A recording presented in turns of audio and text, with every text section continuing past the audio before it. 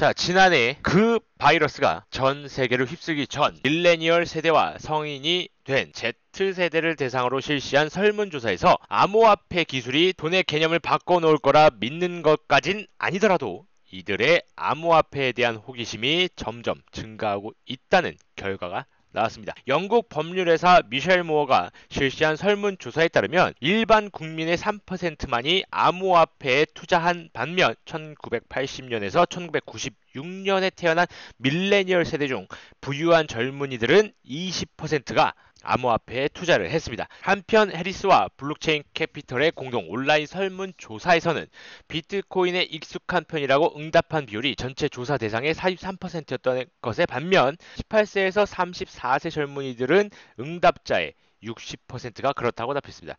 이 연령대엔 밀레니얼 세대와 Z세대가 섞여 있죠.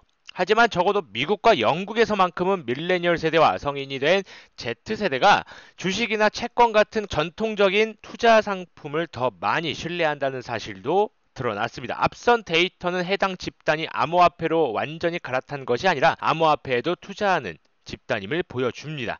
이렇게 중요한 디지털 네이티브 집단을 다음 단계로 끌어올릴 기제는 무엇이 될까요? 어떻게 하면 이들이 암호화폐와 블록체인 열성 지지자들처럼 암호화폐와 블록체인 기술이 돈과 투자, 부의 축적에 있어 완전히 새로운 패러다임을 가져올 것이라 믿게 할 수 있을까요? 자, 그 바이러스가 그 촉매제가 될 수 있다라는 겁니다.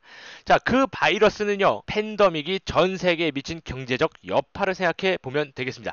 4억 개의 정규직 일자리에 해당하는 노동시간이 사라졌고요. 파산 신청은 건수를 셀 수도 없이 쌓여 있습니다. 지난 1930년대 대공황이 그 후 수십 년 동안 사람들의 경제적 의사결정 과정에 영향을 미쳤던 것처럼 그 바이러스도 꽤 오랜 시간 동안 여파가 지속될 것입니다. 그리고 전 세계 인구의 60% 이상을 차지하게 될 Z세대와 밀레니얼 세대가 앞으로 내릴 결정들이 중요해질 것이다 라는 거죠. 한편 24세 이상인 밀레니얼 세대 중 많은 이들이 불확실한 경제 환경 속에서 결혼, 출산, 내 집 마련, 취업, 장기적 투자 전략을 세우는 일 등 인생을 좌우할 결정을 내려야 하는 시기에 놓여 있습니다. 인생에서 이렇게 중차대한 시기에 그 바이러스가 갑자기 불쑥 나타났습니다. 그리고 그 바이러스는 이들의 미래에 대한 기대를 송두리째 바꿔놓을 것으로 보입니다. 에드워드 존스와 에이지 웨이브를 대신해 해리스 여론조사에서 진행한 조사에 따르면 Z세대와 밀레니얼 세대 응답자의 3분의 1 정도가 이미 자신의 재정적 안전에 그 바이러스가 극도로 또는 매우 부정적인 영향을 미칠 것으로 전망했습니다. 화폐의 가치 저장 수단으로서 가치는 그 화폐를 이용하는 사람들이 시간이 흐를수록 해당 화폐의 가치가 어떻게 변할 것인지 바라보는 관점에 의해 정해진다는 걸 고려했을 때 미래의 잠재 수익에 대한 기대가 감소하는 현상은 밀레니얼 세대와 Z세대의 돈에 대한 생각을 바꿔놓을 수밖에 없을 것입니다. 사실 이 두 세대가 디지털 화폐를 바라보는 태도는 이번 바이러스 위기 이전부터 크게 달라질 준비가 돼 있었습니다. 내 목소리는 내가 낸다는 생각이 일반화되면서 DIY와 자율 정신을 더 많이 함양했습니다. 다만 내가 은행이 되자는 비트코인 투자들의 사고방식까지는 이르지 못하게 됐죠. 자, 이렇듯 젊은 세대의 변화에는 기대와 태도가 그들의 돈에 대한 생각을 바꿀 문화적 자극제가 되고 있습니다. 중앙은행이 전례 없는 수준의 양적 완화 정책으로 주식과 채권 시장의 유동성을 공급하고 있지만 기껏해야 수익률이 1%대에 머무는 등 아주 저조하다 보니 그에 따른 재정적 동기도 있는 상황입니다. 한편 바이러스 위기로 수익성에 타격을 입은 기업들은 주식 분기 배당금을 11년 만에 가장 큰 폭으로 줄였습니다. 지난 20년간 채권 수익률은 꾸준히 낮아졌지만 수익률 하락은 가격 상승 효과를 동반해 수익으로 연결했기 때문에 채권을 보유한 사람들에게는 오히려 호재였습니다. 이렇게 이익을 본 사람 중에서는 밀레니얼 세대는 거의 없었으며 Z세대는 그보다 더 적었습니다. 이제 수익률은 더 낮아질 수 없는 수준까지 낮아졌고 젊은이들은 향후 50년간 시장에 투자할 준비가 끝났지만 금리, 수익이나 자본 이익을 기대할 수는 없습니다.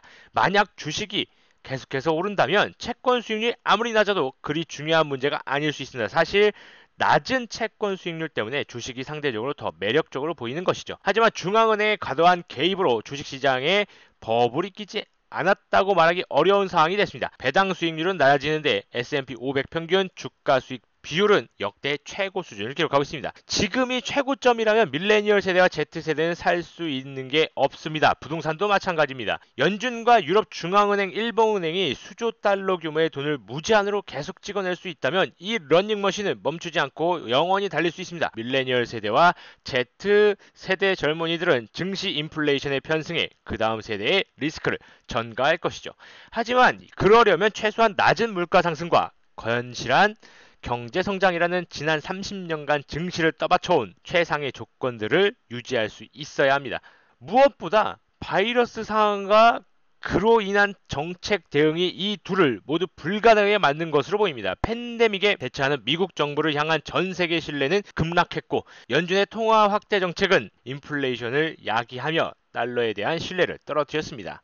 한편 이동 제한 조치로 경제 성장에 타격을 입고 여행과 근무에 대한 제약이 예상되는 상황에서 정부는 자금 조달에 더 큰 어려움을 겪게 될 것이죠. 즉 단기적으로 물가 상승이 채권 수익과 기업 수익을 앞질러 실질적인 손실로 이어지게 될 것입니다. 부를 축적할 수 있는 안정적인 방법을 찾는 밀레니얼 세대와 Z세대에겐 달갑지 않은 소식임이 분명합니다. 더 근본적인 문제는 이렇게 손실이 발생하는 상황으로 인해 그들이 현재 모으고 있는 법정 화폐에 대한 신뢰가 깨지게 된다는 점입니다. 그렇다면 이 상황 때문에 젊은이들이 명목 금리 자체가 없는 비트코인으로 눈을 돌리게 될까? 그럴 수도 있습니다. 젊은 세대가 비트코인이 약속하는 검열에 저항하는 디지털 희소성을 받아들이고 이용자들을 화폐 가치 하락과 정치적 불확실성, 몰수, 경제적 의존으로부터 보호해주는 기능을 높이 산다면 법정화폐를 기반으로 하는 고평가된 자산의 낮은 수익률과 비교해서 비트코인의 가치가 점점 더 높아 보일 것입니다. 결국 이것은 밀레니얼 세대와 Z세대가 가진 특권입니다. 베이비붐 세대와 X세대의 구식 통화 시스템을 함께 사용할 것인가? 아니면 자기 세대의 이득이 될 새로운 시스템을 직접 만들 것인가? 라고 말이죠.